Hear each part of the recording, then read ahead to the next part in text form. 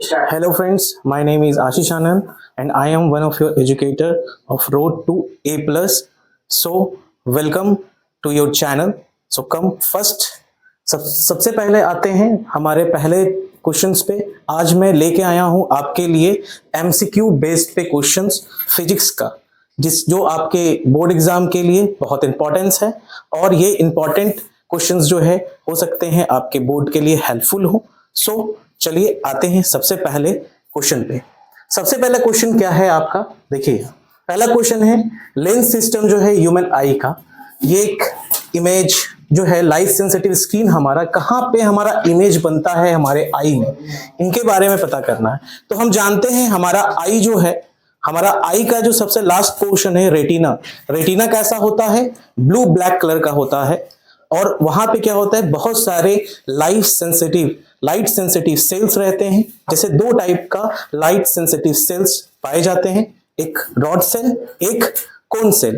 तो rod cell के बारे में हम बात करेंगे तो रॉड सेल रॉड शेप्ड के होते हैं और कोन सेल कोन शेप के होते हैं।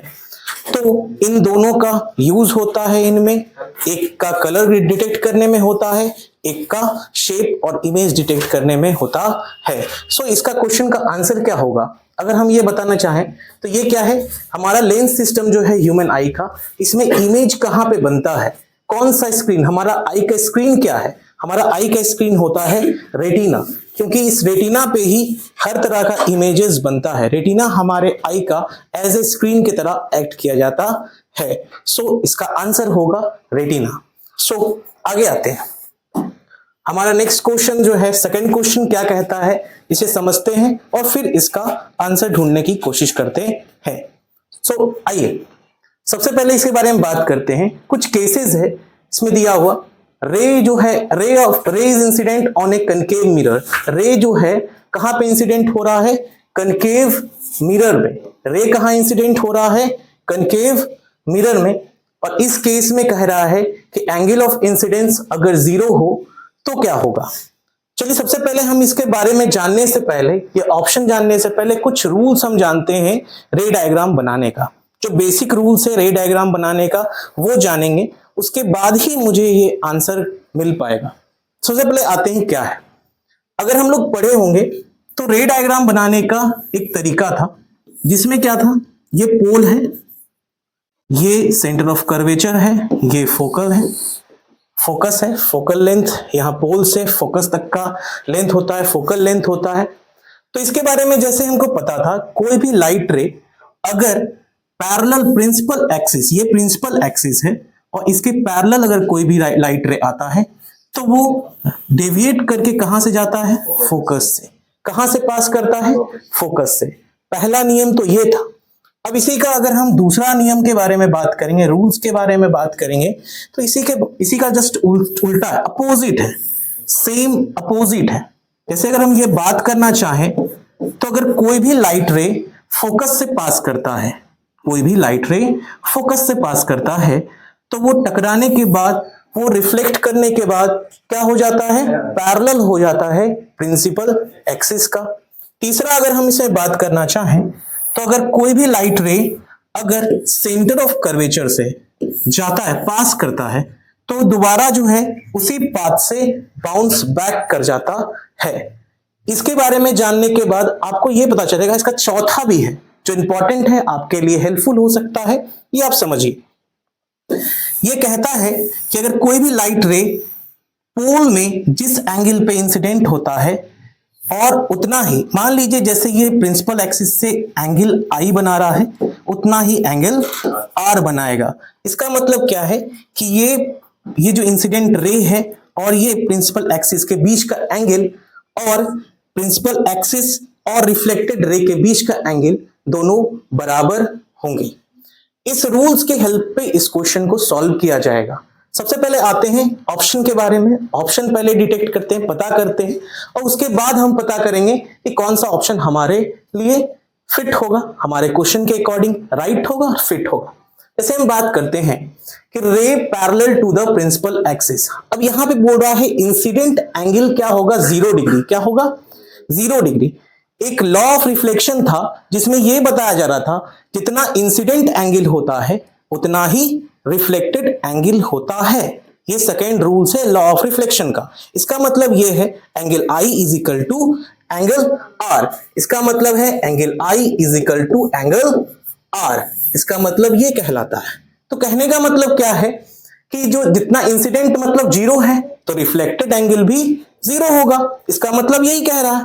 चलिए आते हैं, सबसे पहला ऑप्शन क्या है, ray parallel to the principal axis. अब एक बात बताइए, अगर कोई रे प्रिंसिपल एक्सिस के पैरेलल है तो क्या नियम के अकॉर्डिंग, रूल्स के अकॉर्डिंग क्या होगा कि ये फोकस से पास करेगा। तो ये 0 डिग्री कैसे हो गया? अगर हम यहां से एक लाइन, इमेजिनरी लाइन अगर ड्रॉ करते हैं नॉर्मल के रेस्पेक्ट में, तो यहां पे क्या होगा, ये कुछ एंगल बनेंगे और ये भी कुछ एंगल बनेंगे। 0 डिग्री है? नहीं है।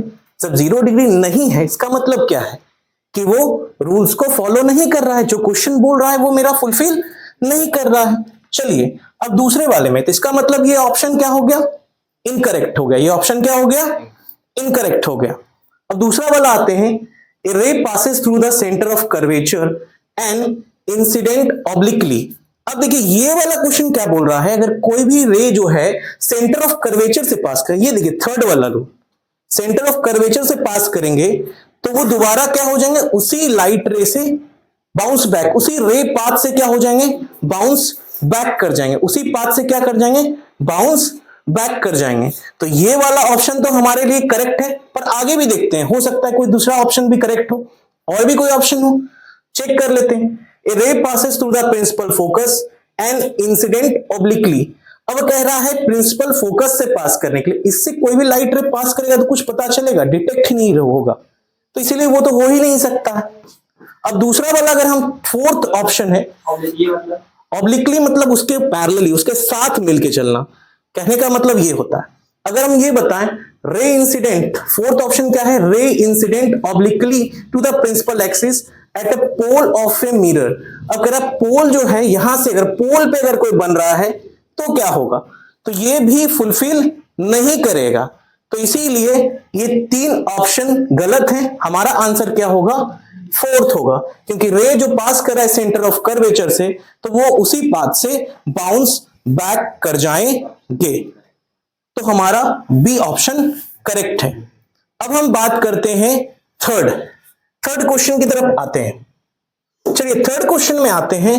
तो ये एक क्वेश्चन है, एक डायग्रामेटिकली क्वेश्चन है, इसमें कुछ प्रिज्म से एक लाइट आ रहे हैं, डिस्पर्शन हो रहा है, और डिस्पर्शन के बाद हमारा कुछ बैंड, स्पेक्ट्रम बन रहे हैं। क्या बन रहे हैं, स्पेक्ट्रम बन रहे हैं, कुछ बैंड्स बन रहे हैं।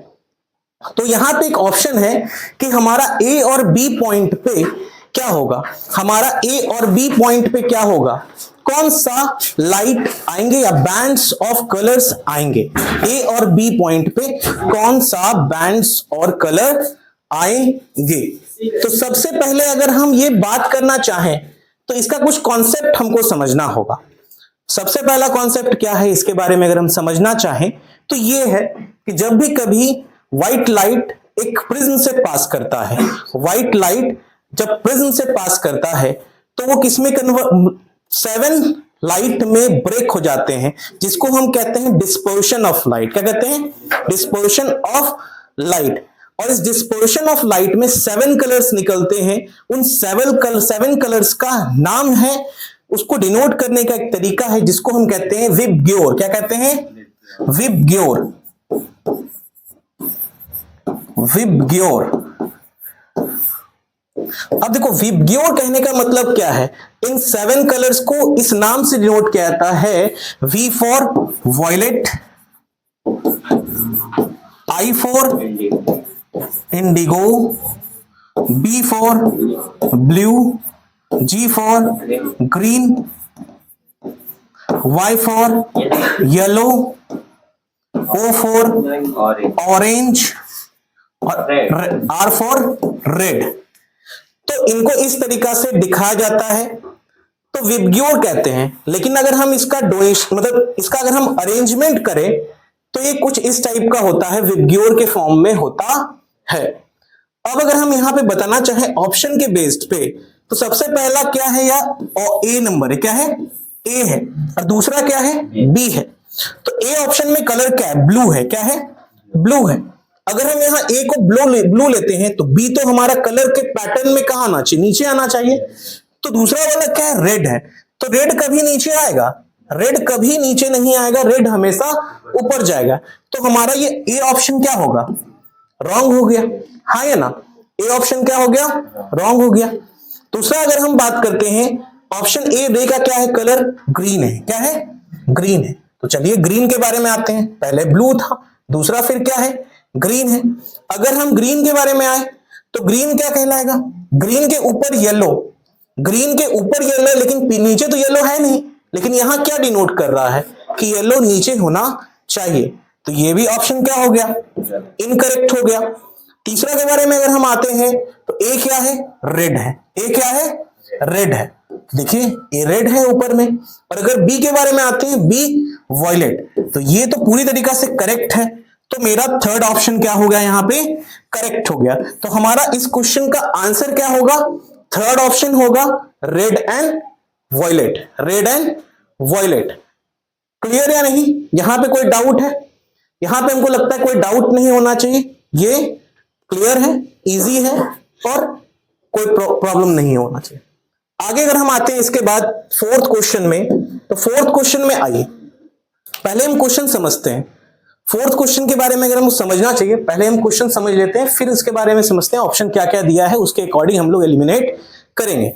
तो फोर्थ क्वेश्चन क्या है, at what distance from the convex lens should an object be placed to get an image of the same size as that an object on a screen। अब कह रहा है यहां पे कि अगर कह रहा है कि डिस्टेंस हमको पता करना है कन्वेक्स लेंस का, किसका करना है, कन्वेक्स लेंस का करना है। ऑब्जेक्ट अगर प्लेस्ड है, कहां पे ऑब्जेक्ट प्लेस्ड है, ऑब्जेक्ट प्लेस्ड है और इमेज हमको सेम साइज का चाहिए, कहां चाहिए, सेम साइज का चाहिए, स्क्रीन में, कहां पे चाहिए, स्क्रीन पे चाहिए। तो सबसे पहला बात क्या है, कन्वेक्स लेंस के बारे में बात करते हैं तो हमेशा याद रखिएगा आप, कनकेव मिरर और कन्वेक्स लेंस एक तरीका का सेम इमेज शो करता है, सेम इमेज पैटर्न शो करता है।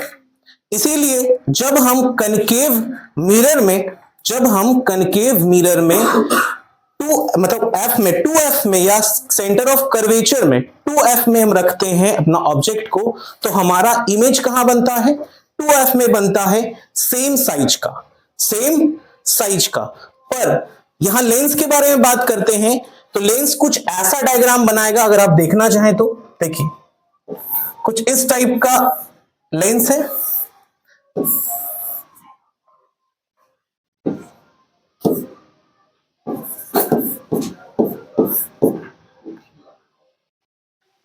अगर हम ऑब्जेक्ट को यहां रखते हैं तो मेरा इमेज कहां बनेगा,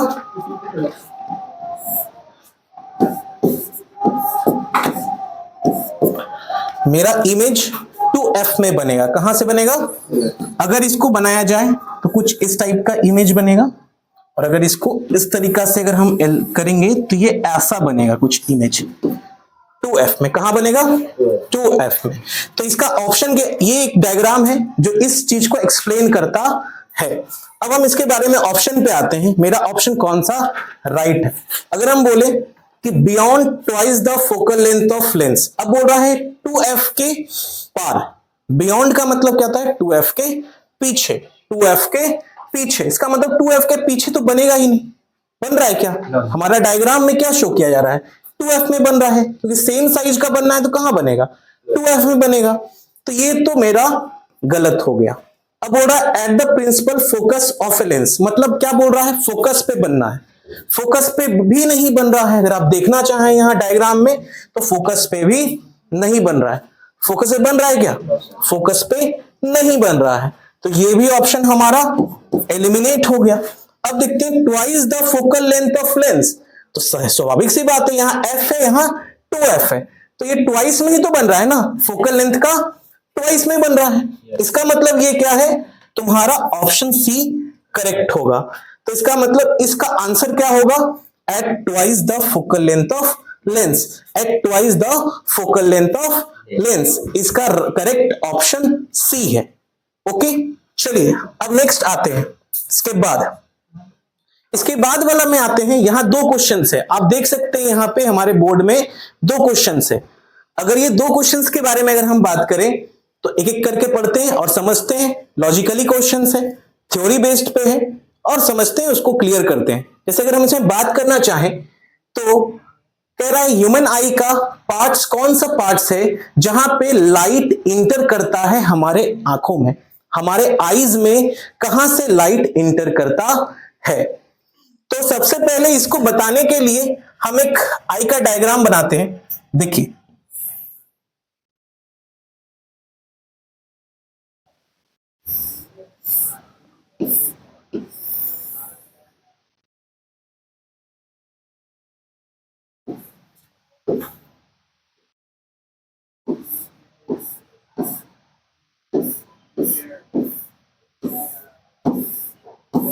देखिए एक रफ डायग्राम है जिसको ऐसे ही समझा रहे हैं आपको समझाने के लिए कि लाइट सबसे पहले हमारा यहां से एंट्री करता है कॉर्निया से, पर लाइट एक्चुअली जो है रेगुलेट किसके द्वारा किया जाता है, इरिस और प्यूपिल के द्वारा। क्योंकि लाइट का इंटेंसिटी और लाइट कितना आएगा इसके बारे में किसके द्वारा फंक्शन होता है, इरिस और प्यूपिल के रेस्पेक्ट में।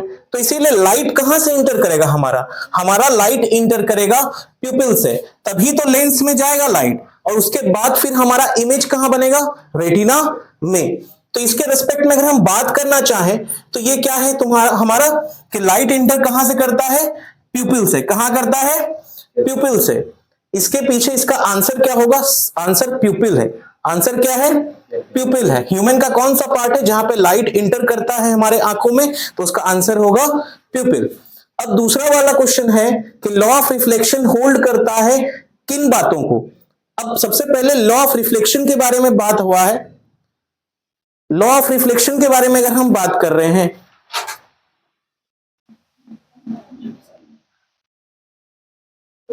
जोर से बोलो।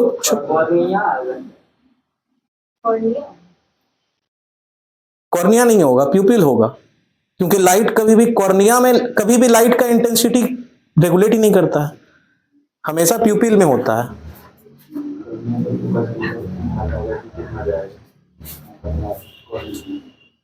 तो बताइए कितना उसको अंदर लेना है, सबसे पहले पार्ट तो कॉर्निया में लाइट का कौन सा पार्ट है जहां पे इंटर करता है आई में, तो आई में सबसे पहले लाइट इंटर करता है तुम्हारे प्यूपिल से। कॉर्निया तो बस आउटर सरफेस है जो आई का पार्ट शो करता है। कॉर्निया क्या है, आउटर सरफेस है जो आई का पार्ट शो करता है। लेकिन लाइट इंटर कहां से करता है, लाइट हमारा मेन पार्ट कहां होता है, प्यूपिल होता है। इसका आंसर प्यूपिल होगा, ठीक है। अब इसके बाद अगर बात करते हैं तो लॉ ऑफ रिफ्लेक्शन जो है किन किन चीजों पे होल्ड करता है, किन किन, जैसे मान लो कि हम बोल रहे हैं लॉ ऑफ रिफ्लेक्शन कहां कहां एक्ट करता है। इस क्वेश्चन का मतलब ये है कि लॉ ऑफ रिफ्लेक्शन कहां होल्ड करता है, किन किन जगह पे लॉ ऑफ रिफ्लेक्शन फॉलो करता है, कहने का मतलब ये है।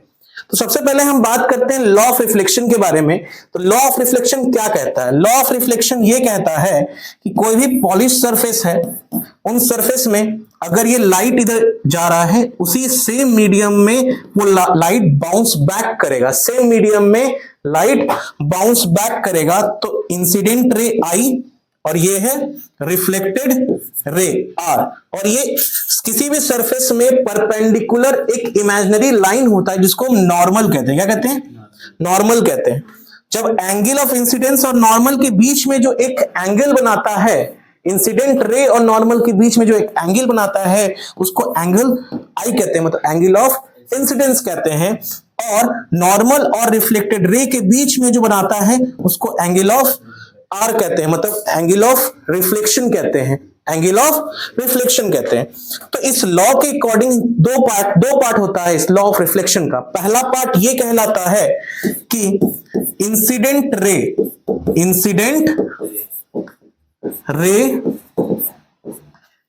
Reflected ray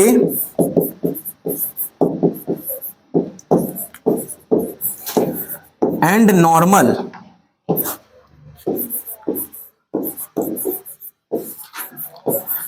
lie on same plane at same point,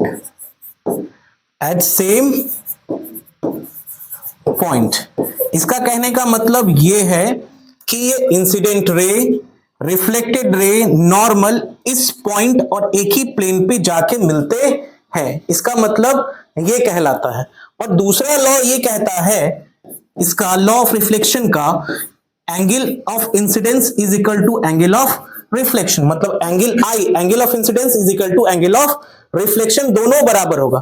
करण उसको छोड़ रहे क्या करता है बैकग्राउंड में होता है। इसका मतलब ये है कि angle I is equal to angle R होगा। इसका मतलब ये है कि अगर ये 40 डिग्री होगा तो ये भी 40 डिग्री, ये 45 तो ये 45, ये 60 तो ये भी 60। इसका मतलब ये है कि angle of incidence is equal to angle of reflection. अगर ये 0 डिग्री होगा तो भी ये 0 डिग्री होगा, एंगल ऑफ इंसिडेंस 0 होगा तो एंगल ऑफ रिफ्लेक्शन भी 0 ही होगा। तो इसके बारे में बातें ऑप्शन के रेस्पेक्ट में क्या बोल रहा है इस क्वेश्चन का मतलब, तो ये रूल फॉलो किसमें कर रहा है, कहने का मतलब क्या है, ये लॉ ऑफ रिफ्लेक्शन किस पे फॉलो कर रहा है। अगर हम ये पता करना चाहें, कहता है प्लेन मिरर पे सिर्फ फॉलो करता है, हाँ प्लेन मिरर पे करता है, ये ऑप्शन तो सही है। आगे देखते हैं, हो सकता है दूसरा ऑप्शन भी कहीं सही हो। दूसरा ऑप्शन क्या कहता है, कनकेव मिरर पे भी करता है, हाँ कनकेव मिरर पे तो करता है, सिर्फ नहीं कर रहा है, क्योंकि प्लेन मिरर पे कर चुका है तो कनकेव मिरर में भी कर रहा है, इसका मतलब दोनों में कर रहा है, इसका मतलब एक में तो नहीं होगा, दोनों में है, हाँ या ना। तीसरा बोलता है कन्वेक्स मिरर में, कन्वेक्स मिरर में भी करता है लेकिन सिर्फ कन्वेक्स मिरर में नहीं करता है, कन्वेक्स मिरर में भी करता है लेकिन सिर्फ कन्वेक्स मिरर पे नहीं करता है। तो अब कहने का मतलब ऑल रिफ्लेक्टिंग सरफेस, जितना भी रिफ्लेक्टिंग सरफेस है उन सभी में कर रहा है, तो इसका बेस्ट ऑप्शन क्या होगा, जितना भी रिफ्लेक्टिंग सरफेस है, जो पॉलिश सरफेस है, तो उन सभी में क्या होगा, लॉ ऑफ रिफ्लेक्शन फॉलो करेगा, लॉ ऑफ रिफ्लेक्शन फॉलो करेगा। क्लियर, हमारा डी ऑप्शन करेक्ट है। अब इसके बाद वाला ऑप्शन फॉलो करते हैं, क्वेश्चन देखते हैं हमारा क्या है। ये एक मैग्नेट का क्वेश्चन है, आप देख सकते हैं हमारे पास कुछ डायग्रामेटिकली क्वेश्चन है और थोड़ा सा कॉन्सेप्ट लगेगा इसमें, ज्यादा कुछ नहीं लगेगा। अब बात समझिए यहां कि पैटर्न ऑफ मैग्नेटिक फील्ड, हमको किसका पैटर्न पता करना है, मैग्नेटिक फील्ड का पता करना है जो करंट कैरिंग सोलोनॉइड। अब देखो ये सोलोनॉइड में पता करना है, किसमें पता करना है, ना तो एक वायर में पता करना है ना सर्कुलर लूप में पता करना है, हमको सोलोनॉइड में पता करना है। किसमें पता करना है, सोलेनॉइड में पता करना है। तो सोलेनॉइड क्या है बाबू, सबसे पहले सोलेनॉइड बनाते हैं तभी तो पता चलेगा किस पैटर्न पे होगा, ये होगा ये होगा ये होगा ये होगा, तभी तो पता चलेगा। सबसे पहले सोलेनॉइड बनाते हैं, देखिए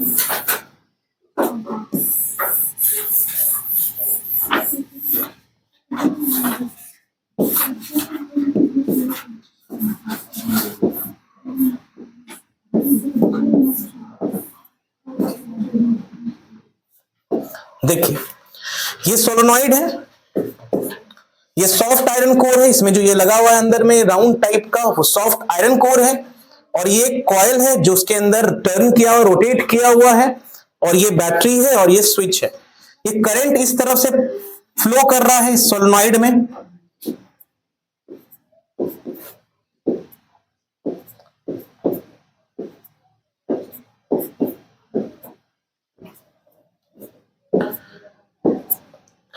अगर हम इसके बारे में पता करना चाहें तो हम सोलेनॉइड के बारे में जानते हैं एक बात कि सोलेनॉइड किसकी तरह एक्ट करता है, एज ए बार मैग्नेट की तरह एक्ट करता है। ये एक तरह का टेम्पोररी मैग्नेट है, क्योंकि जब तक करंट फ्लो करेगा तभी तक इसमें मैग्नेटिक फील्ड प्रोड्यूस होगा, अगर ये करंट फ्लो नहीं करेगा तो इसके अंदर मैग्नेटिक फील्ड प्रोड्यूस नहीं होगा।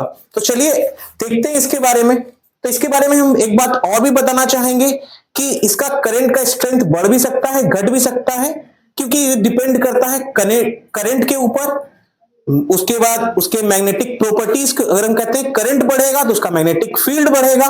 दूसरी बात क्या है, नंबर ऑफ टर्न्स के ऊपर इसका मैग्नेटिक फील्ड डिपेंड करता है, नंबर ऑफ टर्न्स बढ़ाएंगे तो मैग्नेटिक फील्ड भी बढ़ेगा। तो इसी बेस पे कहते हैं। दूसरी बात क्या है, ये बार मैग्नेट की तरह कैसे काम करता है, एज ए बार मैग्नेट काम करता है, क्योंकि जब इस तरफ से देखते हैं तो ये करंट का लूप कुछ इस तरीका से दिखता है, ये ग्राउंड टाइप का, इधर से एक अलग मैग्नेटिक फील्ड प्रोड्यूस करता है, इस तरफ से अलग मैग्नेटिक फील्ड प्रोड्यूस करता है। जब इधर से देखते हैं तो ये क्लॉकवाइज है, इधर से देखते हैं तो ये एंटी क्लॉकवाइज टाइप का बनेगा। तो इस बेस पे अगर हम बात करना चाहें तो मान लीजिए नॉर्थ पोल है और ये साउथ पोल है, ये नॉर्थ पोल है और ये साउथ पोल है, या इसका हम मैग्नेटिक पोल भी अल्टर कर सकते हैं, क्योंकि जब हम ये टर्मिनल चेंज करेंगे तो हमारा ये मैग्नेटिक फील्ड भी, पोल भी चेंज हो जाएगा। तो इसके बेस पे कहते हैं सबसे पहला बात है ये as a bar magnet act करता है। तो अब समझते हैं इसका आंसर क्या होगा। तो कह रहा है इसमें कि करंट अगर फ्लो कर रहा है तो हमारा मैग्नेटिक फील्ड जो है अंदर सोलेनॉइड के अंदर कैसा मैग्नेटिक फील्ड होगा। हम लोग ये जानते हैं कि मैग्नेटिक फील्ड जो है कभी भी सोलेनॉइड का वो क्या होता है, इस तरीका से फ्लो करता है, नॉर्थ टू साउथ। कह रहा है नॉर्थ से निकलता है और साउथ की तरफ इंटर करता है, हाँ या ना। अंदर में क्या होता है, बाहर में क्या होता है, नॉर्थ टू साउथ, मतलब नॉर्थ से निकलता है मैग्नेटिक फील्ड लाइन और साउथ की तरफ इंटर करता है, ये बाहर की तरफ है।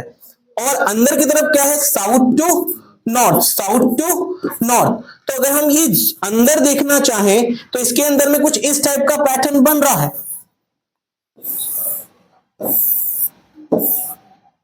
कुछ इस टाइप का पैटर्न बन रहा है। और इसका डायरेक्शन देखिए इधर है, इस टाइप से कुछ इस टाइप का पैटर्न बन रहा है। तो जब ये देखेंगे हम इसको पूरी तरीका से समझ के, तो हमको इसका ऑप्शन कहां दिखेगा, ना तो ये दिखेगा, ना तो ये दिखेगा, ना ही ये दिखेगा, हमारा ये डी ऑप्शन होगा।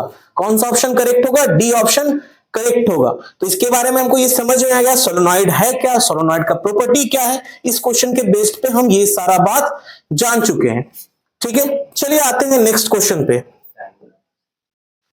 अब इसके बाद अगर नेक्स्ट क्वेश्चन में आए तो ये देखिए क्या बोल रहा है, ह्यूमन आई जो है फोकस करता है, या क्वेश्चन क्या बोल रहा है, human eye can focus object at a different distance by adjusting the focal length of eye lens, this is due to. अब कह रहा है कि ह्यूमन आई जो है, अब कहने का मतलब ह्यूमन में कैसा है, ह्यूमन के अंदर लेंस तो एक ही है, ना तो उसमें अलग अलग कनकेव है ना तो कन्वेक्स है, बाइफोकल लेंथ है हमारे आई का।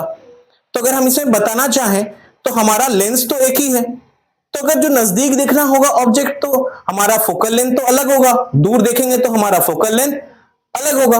अगर हम इसके बारे में बात करना चाहते हैं तो इन सभी चीज को एडजस्टमेंट कैसे होता है, कहां का अलग फोकल लेंथ में कैसे पता चलेगा, कैसे हमारा इमेज बनेगा रेटिना पे। तो इसके लिए हमको ये पता करना होगा कि जब हम कहते हैं कि हमारा फोकस जो है एडजस्ट किसके द्वारा किया जाता है, तो हमारा आई के अंदर में एक मसल्स होता है, सिलियरली मसल्स।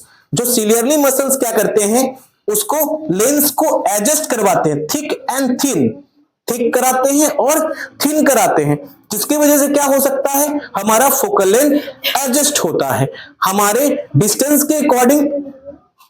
अगर हम यहां बात करना चाहें इस प्रॉपर्टी को, adjustment of focal length, focal length के रेस्पेक्ट में अगर हम लेंस का एडजस्टमेंट करेंगे, उसके रेस्पेक्ट में अगर पता करना चाहें तो ये क्या होता है, इस प्रॉपर्टीज को हम कहते हैं एकोमोडेशन। क्या कहते हैं, accommodation of power lens, accommodation of power of lens. इसका मतलब लेंस का एडजस्टमेंट करना, कि अगर दूर का ऑब्जेक्ट है उसके अकॉर्डिंग फोकल लेंथ का एडजस्ट करना, और नजदीक का ऑब्जेक्ट है तो उसके अकॉर्डिंग अपना फोकल लेंथ एडजस्ट करना।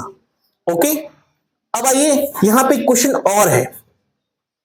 ये 9 नंबर क्वेश्चन क्या कह रहा है कि कोई एक स्टूडेंट है, उसका एक ऑब्टेन कर रहा है शार्प इमेज कैंडल फ्लेम का, कोई डिस्टेंस पे, जो लेबोरेटरी का टेबल है स्क्रीन पे, कनकेव मिरर यूज कर रहे हैं। कौन सा मिरर यूज कर रहे हैं, कनकेव मिरर, और उसका डिटरमाइन क्या है, फोकल लेंथ। टीचर के द्वारा सजेस्ट किया गया है कि फोकस जो है, डिस्टेंस जो है वो 1 किलोमीटर फार है लेबोरेटरीज से। डिस्टेंस जो है बिल्डिंग का कहां है, 1 किलोमीटर दूर है लेबोरेटरीज से। तो करेक्ट वैल्यू फोकल लेंथ का क्या होगा। अब देखिए अगर हम ये बात करना चाहें, यहां पे ऑप्शन क्या बोल रहा है, कहां मूव करना है हमको, जो है स्क्रीन को कहां मूव करना है, स्क्रीन को मूव कराना है या मिरर को मूव कराना है। तो इसके बारे में अगर हम समझना चाहें तो ये क्या होगा, कैसे काम करेगा हमारा ये डिस्टेंस। अगर हम ये बात करें कि कहीं पे अगर हम रखते हैं इसका, अगर हम एग्जैक्ट आंसर देखना चाहें तो स्क्रीन को हमको कहां मूव करना होगा, मिरर की तरफ। कहां मूव करना होगा, मिरर की तरफ, क्योंकि हमारा इमेज कहां बन रहा है, क्योंकि डिस्टेंस ऑब्जेक्ट है, क्या है, डिस्टेंस ऑब्जेक्ट है। डिस्टेंस ऑब्जेक्ट है तो हम इसके बारे में हम लोग पढ़ चुके हैं। कहां पढ़ चुके हैं? जैसे अगर हम लोग इमेज बना रहे थे कनकेव में, तो हम लोग क्या कह रहे थे, अगर हमारा ऑब्जेक्ट दूर होगा तो इमेज कहां होगा? नजदीक बनेगा। हमारा इमेज कहां बनेगा? नजदीक बनेगा। और अगर इमेज दूर होगा तो ऑब्जेक्ट कहां होगा? नजदीक होगा। तो इसके एस्पेक्ट में यही बोल रहा है कि अगर हमारा क्या कर रहे हैं, इमेज अगर दूर है, कहां है? इमेज अगर दूर है तो हमारा ऑब्जेक्ट कहां होना चाहिए? नजदीक होना चाहिए। तो ये इसको हम बराबर कब कर सकते हैं? जब हम किसी एक चीज को मूव करेंगे, या तो मिरर को मूव करेंगे या तो स्क्रीन को, ऑब्जेक्ट को मूव करेंगे, हाँ या ना? मिरर या स्क्रीन को मूव कर सकते हैं। तो यहां पे क्या होगा, हमको जो है मिरर को मूव कराना है स्क्रीन की तरफ। कहां मूव कराना है? मिरर को ही स्क्रीन की तरफ मूव कराना होगा। मिरर को कहां करना होगा? स्क्रीन की तरफ मूव कराना होगा।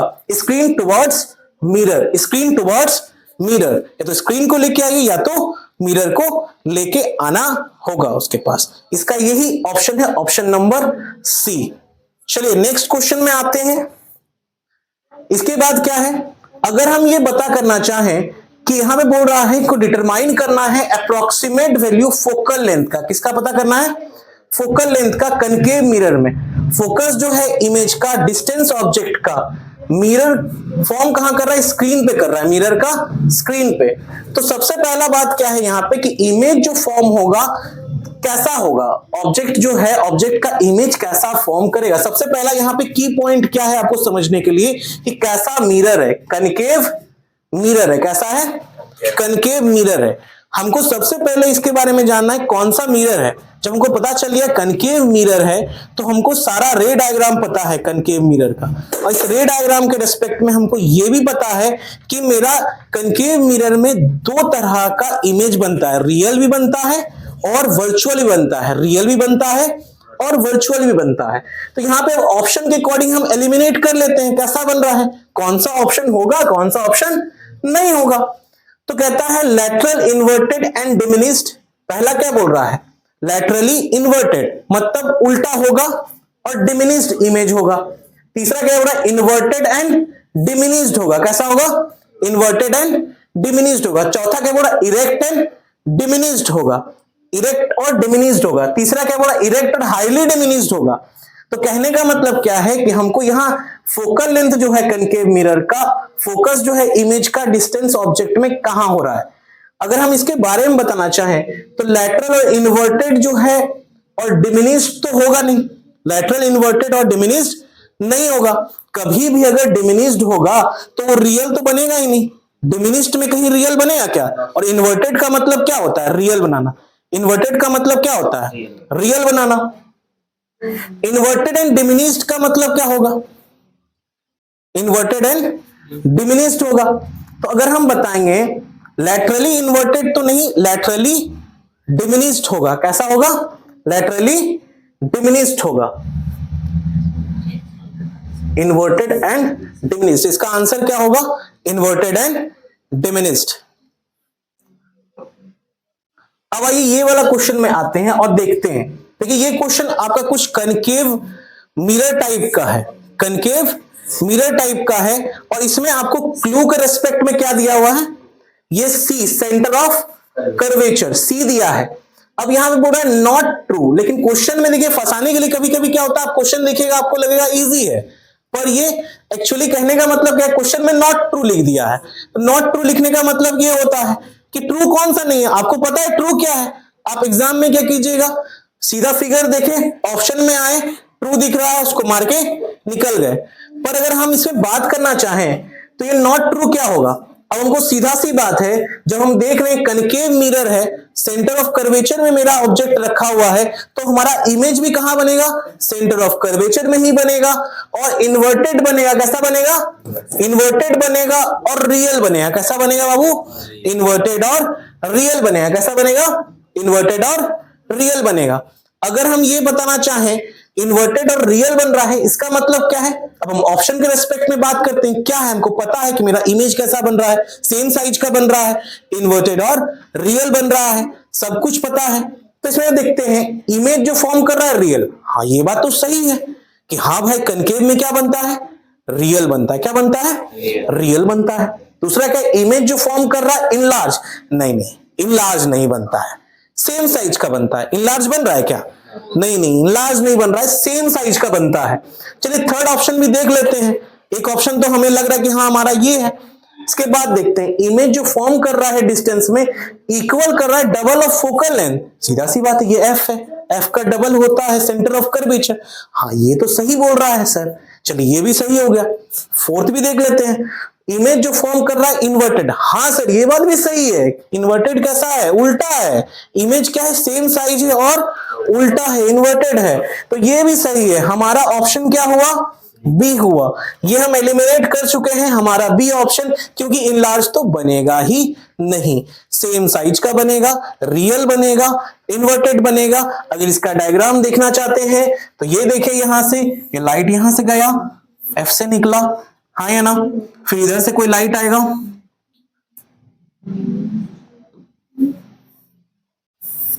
देखिए इस तरीका से ये हमारा इमेज बन जाएगा, ये हमारा इमेज बन जाएगा। क्लियर है नहीं।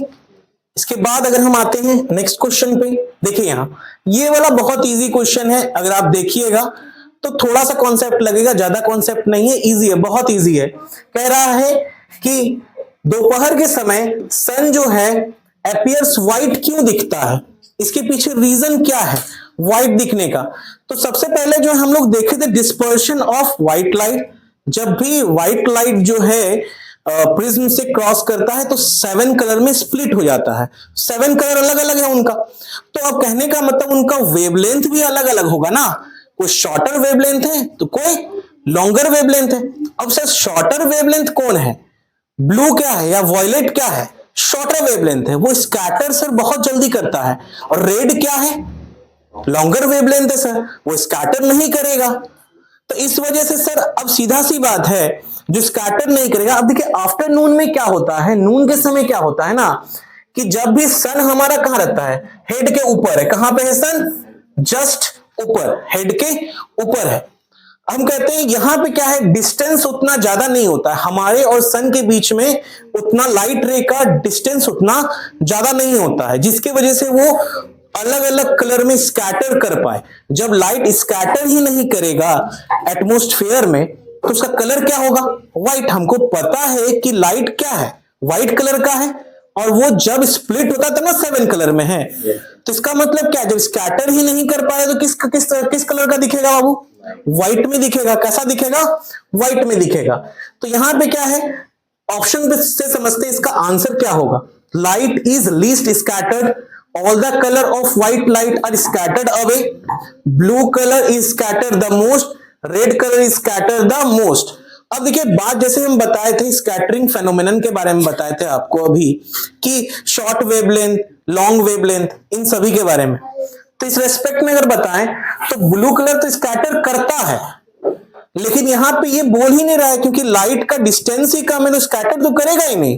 तो इसका मतलब इसका आंसर क्या होगा, लाइट जो है लीस्ट स्कैटर कर रहा है, इसका मतलब स्कैटर कर ही नहीं रहा है। जो कलर है वही ऑब्जर्व होगा, इसके अलावा कोई कलर ऑब्जर्व होगा ही नहीं।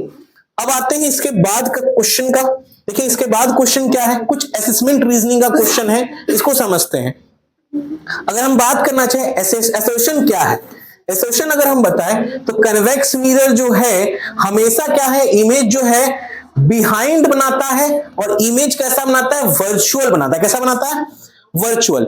इसका मतलब ये है कि जो ये कन्वेक्स तो हमेशा कैसा है, अनरियल बनाता है इमेज। कैसा बनाता है, अनरियल। कन्वेक्स मिरर कैसा बनाता है, हमेशा अनरियल बनाता है। इसका मतलब क्या है कि रियल ऑब्जेक्ट बनेगा, जब रियल नहीं बनेगा तो कैसा होगा, वर्चुअल होगा। वर्चुअल कैसा होता है, इरेक्ट होता है, वर्चुअल इमेज इरेक्ट होता है। तो इसका मतलब ये तो करेक्ट बोल रहा है, और सीधा सी बात है स्क्रीन के बिहाइंड ही बनेगा। कभी भी क्या होगा, रियल बनता है तभी तो स्क्रीन में बनता है ना, जब रियल ही नहीं है तो कहां बनेगा, बिहाइंड द स्क्रीन। तो ये ऑप्शन मेरा असर्शन जो है सही है। रीजनिंग अब देखते हैं सही है या गलत है। तो कहने का मतलब क्या है, रीजन क्या दिया है यहां पे, कि साइन कन्वेंशन के अकॉर्डिंग ये बताया जा रहा है कि फोकल लेंथ जो होता है कन्वेक्स का, मिरर का, वो पॉजिटिव होता है। देखिए साइन कन्वेंशन के अकॉर्डिंग अगर हम बात करेंगे तो साइन कन्वेंशन दोनों में अलग अलग होता है। जैसे अगर हम ये बताना चाहें तो अगर हम ये बोलेंगे लाइट रे इधर से जा रहा है तो ये एरिया क्या हो जाएगा, पॉजिटिव हो जाएगा, और ये वाला एरिया क्या हो जाएगा, निगेटिव हो जाएगा। जो भी इसके अपोजिट डायरेक्शन में आएंगे तो वो निगेटिव कहलाएंगे। अगर डाउनवर्ड है तो निगेटिव होगा, और अगर अपवर्ड है तो पॉजिटिव होगा, चाहे यहां हो चाहे यहां हो अपवर्ड। तो इस रेस्पेक्ट में हम बात करते हैं तो सीधा सी बात है, हम क्या बोल रहे थे, कन्वेक्स का कहां बनता है, इस साइड बनता है। कहां बनता है, इस साइड। और कन्वेक्स का अगर हम फोकस तैयार करें, कन्वेक्स का अगर हम फोकल लेंथ अगर हम तैयार करें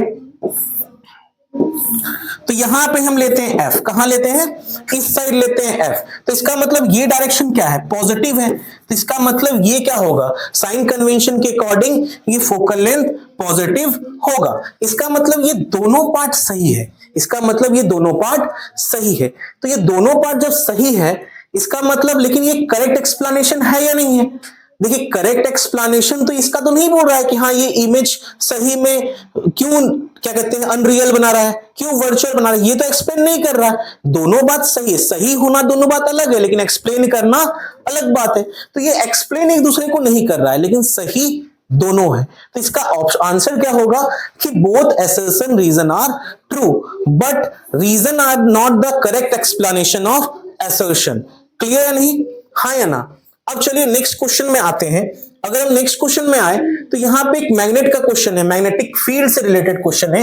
असर्शन क्या बोल रहा है, मैग्नेटिक फील्ड लाइन जो है कभी भी इंटरसेक्ट नहीं करते हैं, कभी भी इंटरसेक्ट नहीं करते। तो मैग्नेटिक फील्ड लाइन का प्रॉपर्टीज जो होता है वो ये बताता है कभी भी दो मैग्नेटिक फील्ड लाइन आपस में इंटरसेक्ट नहीं करते, आपस में इंटरसेक्ट नहीं करते हैं। जब आपस में इंटरसेक्ट नहीं कर रहे हैं तो ये ऑप्शन तो सही हो गया, नेवर इंटरसेक्ट। हाँ ये ना, मैग्नेटिक फील्ड लाइन कभी इंटरसेक्ट नहीं कर रहे हैं। दूसरा बात क्या, रीजन क्या है कि किसी भी पर्टिकुलर पॉइंट पे मैग्नेटिक फील्ड का एक ही डायरेक्शन होगा।